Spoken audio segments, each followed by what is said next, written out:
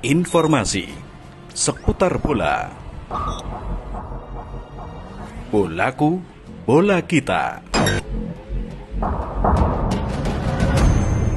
Dikutip dari suarasurabaya.net, putaran kedua kompetisi Liga 1 musim 2022-2023 akan segera dimulai pada pertengahan bulan Januari 2023. Aji Santoso, pelatih Persebaya, menyatakan pihaknya akan fokus untuk membenahi kekurangan skuad Green Force untuk mencapai target yang telah ditentukan. Saya harus mengejar target saya yang bisa masuk 3 besar. Sekarang berada di urutan 10. Bedanya 11 angka dengan yang paling atas, ucapnya pada hari Kamis 5 Januari 2023. Aji mengatakan peluang untuk mencapai target tersebut masih bisa diraih jika anak asuhnya kompak dan mampu menerapkan apa yang telah menjadi instruksi pelatih. Kalau anak-anak kerja keras, fighting spiritnya bagus, bermain seperti yang selama ini dia miliki, yang saya sampaikan masih terbuka, ujarnya. Dalam kesempatan itu ia juga mengatakan bahwa kondisi Persebaya sekarang ini pernah dirasakannya saat melatih Persebaya di tahun 2019. Pengalaman saya ketika saya dulu masuk Persebaya juga sama, urutan 12 kalau nggak salah waktu itu. Tapi di akhir musim saya bisa berhenti di runner up dengan sisa pertandingan yang hanya 9 laga, jelasnya. Lebih lanjut, ia menambahkan bahwa saat ini sisa pertandingan Persebaya lebih banyak, yakni 17 pertandingan lagi. Oleh karena itu Aji berharap dengan persiapan yang dilakukan selama jeda menuju putaran kedua ini, ia bisa membawa Persebaya kembali merasakan papan atas klasmen Liga 1. Mudah-mudahan terjadi lagi, sejarah terulang, masih banyak pertandingan, ujarnya. Sebagai diketahui, pertandingan perdana Persebaya pada putaran kedua Liga 1 merupakan laga home dan akan digelar pada Sabtu 14 Januari 2023 dengan menghadapi Persikabo 1973. Kemudian dikutip dari suara.com, Persebaya Surabaya resmi terusir dari kandangnya. Stadion Gelora Bung Tomo GBT Surabaya jelang putaran kedua BRI Liga 1 2022-2023.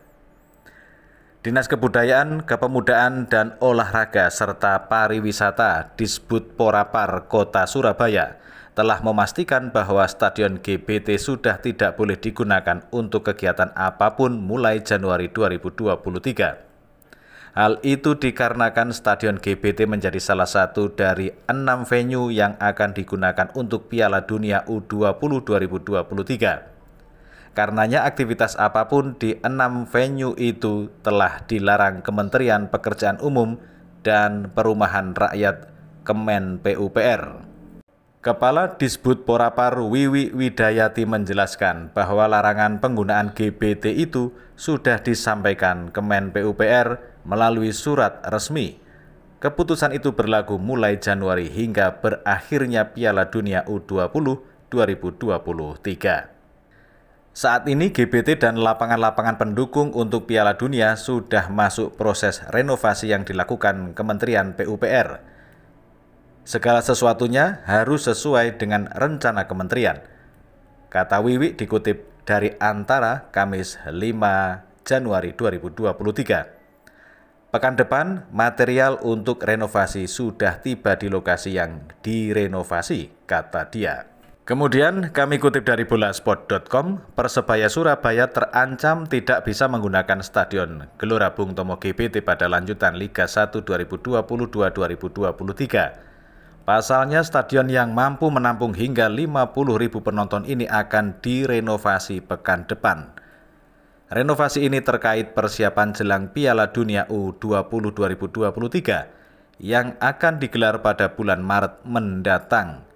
Dari surat yang dikirim Kementerian Pekerjaan Umum dan Perumahan Rakyat Kemen PUPR, Stadion GBT tidak bisa digunakan untuk kegiatan apapun mulai Januari hingga akhir Piala Dunia U20 2023. Terkait hal ini, Kepala Dinas Budaya dan Pariwisata Pemkot Surabaya, Wiwi Widayati menjelaskan jika pada periode tersebut Stadion GBT tidak bisa digunakan. Stadion GBT akan dilakukan renovasi sesuai dengan anjuran Kemen PUPR. Saat ini GBT dan lapangan-lapangan pendukung untuk Piala Dunia sudah masuk proses renovasi yang dilakukan Kemen PUPR. Segala sesuatunya harus sesuai dengan rencana kementerian. Sesuai surat dan kementerian yang kami terima sejak Januari, tidak lagi dipergunakan oleh semua pihak. Kemudian dikutip dari harian This Way, gelandang asal Brasil Igor Vidal sudah tak terlihat dalam latihan rutin Persebaya pada Kamis 5 Januari 2023 pagi. Padahal dalam latihan tersebut seluruh pemain asing Persebaya hadir, dari Leo Lelis, So Yamamoto hingga Silvio Junior. Ketidakhadiran Vidal menimbulkan pertanyaan, apalagi dalam latihan yang digelar sehari sebelumnya pada hari Rabu 4 Januari 2023. Vidal masih terlihat. Tapi di malam harinya ia sempat mengunggah story di Instagramnya yang diunggah foto bersama caption The Last Dance. Tim pelatih mengarahkan harian This Way untuk meminta konfirmasi perihal ketidakhadiran Vidal. Manajer Persebaya Yahya Al-Kathiri dikonfirmasi hal tersebut hanya sebatas mengatakan Vidal sudah izin tak ikut latihan. Ditanya apakah Persebaya sudah resmi melepas Vidal, Yahya tak bersedia menjawab. Soal itu tunggu saja nanti diumumkan, ujarnya. Dari informasi yang dihimpun harian This Way menyebutkan Igor Vidal hampir pasti dilepas Persebaya. Saat ini agennya Agi Eka Resi sedang mencarikan klub baru untuk Vidal. Ada satu klub Liga 1 yang saat ini masih dalam proses negosiasi dengan Vidal. Klub itu kabarnya dari luar Jawa. Ada juga klub luar negeri yang bersedia. Status Vidal masih pemain Persebaya. Saat ini kami dan manajemen sedang berupaya mencarikan yang terbaik untuk Vidal, ujar Agi. Sekedar diketahui, Igor Vidal didatangkan Persebaya di awal musim. Pemain asal Brasil itu sebenarnya kaya pengalaman di Eropa. Ia pernah membela klub di Yunani, Malta, hingga Israel. Skillnya sebenarnya oke untuk ukuran pemain asing, namun gaya permainannya tidak cocok dengan strategi Aji Santoso. Salah satu kelemahan Vidal yang sering terlihat diantaranya kerap mendelay bola.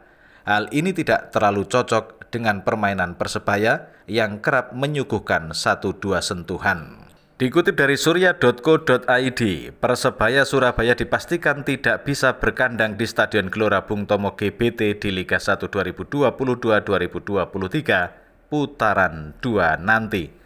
Stadion terbesar di Indonesia Timur ini akan dipakai sebagai venue Piala Dunia U20 pada Mei hingga Juni 2023. Kini Persebaya Surabaya sedang konsentrasi di Liga 1 2022-2023 putaran 2 yang bakal dihelat mulai 14 Januari mendatang. Setelah dipastikan tidak bisa berkandang di Stadion GBT Surabaya pada putaran 2 Liga 1, Persebaya mendapat bantuan solusi dari Pemkot Surabaya. Tim Bajul Ijo untuk sementara akan memakai Stadion Joko Samudro Gresik sebagai kandang. Lokasi Stadion Joko Samudro juga tidak jauh dengan Stadion GBT Surabaya, sehingga tidak akan mempengaruhi bagi persiapan tim Bajul Ijo.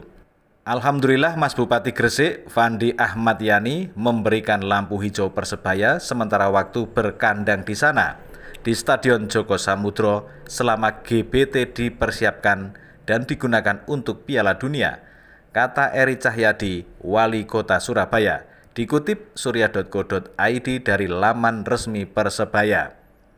Setelah masalah stadion ada solusi, Persebaya tinggal melanjutkan soal administrasi dengan pemerintah kabupaten atau Pemkab Gresik untuk perizinan, termasuk dengan pihak Polres Gresik sebagai pemangku kebijakan tertinggi soal izin keramaian. Kini Persebaya terus menggeber persiapan menyambut Liga 1 putaran kedua yang sudah tinggal 1 minggu ke depan. Persebaya dijadwalkan melakoni laga perdana putaran kedua Liga 1 pada 14 Januari. Tim kebanggaan warga Surabaya ini dijadwalkan melawan Persikabo Bogor. Informasi seputar bola. Bolaku, bola kita.